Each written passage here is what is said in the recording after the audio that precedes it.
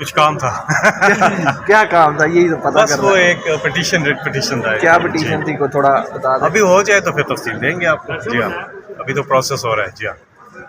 تو جو موجودہ صورتحال چل رہی ہے، جیسے میں نے پہلے بھی بات کی کہ مریم حلف اٹھا چکی ہیں، شہباز کی باری ہے، 29 کو اجلاس بلایا گیا ہے. آپ کی ایک کامنٹ ظاہر آپ نے کیا تھا کہ وزیر اعظم دوبارہ سے عمران خان حلف اٹھائیں گے، کیسا دیکھ رہے ہیں؟ انشاءاللہ کیوں نہیں اٹھائیں گے. بالکل یہ جو مینڈیٹ ہے یہ ان کا نہیں ہے. عوام نے یہ مینڈیٹ عمران خان کو دیا ہے اور بالآخر انصاف ہوگا اور عمران خان صاحب کے پیچھے سارے جو کیسز ہیں یہ بھی ختم ہوں گے کیونکہ بالکل بے بنیاد کیسز ہیں، یہ سب کو پتہ ہے. اور اس کے بعد عمران خان صاحب انشاءاللہ الیکشن لڑیں گے اور وزیر اعظم پاکستان کا حلف بھی اٹھائیں گے انشاءاللہ. کچھ عرصہ لگے گا اس میں لیکن ایسا ہی ہوگا. دیکھیں ایک بہت بڑی چیز ہے، ہم مختلف ڈیفیسٹس کی بات کرتے ہیں، یہ ڈیفیسٹ وہ ڈیفیسٹ. سب سے بڑا جو ڈیفیسٹ ہے وہ ہے ٹرسٹ ڈیفیسٹ، جس کا ختم ہونا ضروری ہے. اور جو عوام نے وہ ختم کیا 8 فروری کو، انہوں نے جو ٹرسٹ ڈیفیسٹ ہوتا ہے نا قیادت کے اوپر، انہوں نے اپنی من پسند قیادت کو ووٹ دیا ہے، مینڈیٹ دیا ہے.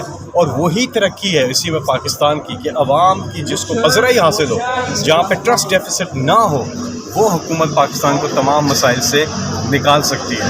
اور یہ ایک نادر موقع ہے پاکستان کے پاس کہ اس سے فائدہ اٹھائیں، کیونکہ یہ بہت بڑی چیز ہوئی ہے. نوجوان ہمارے جو ہیں 40 سال سے کم عمر پہ مشتمل آبادی 70% ہے پاکستان کی، اور اتنی بڑی پوٹینشیل ہے. اور اس نے اپنا اظہار بھی کیا ہے 8 فروری کو، اور وہ پروگریسو ہے.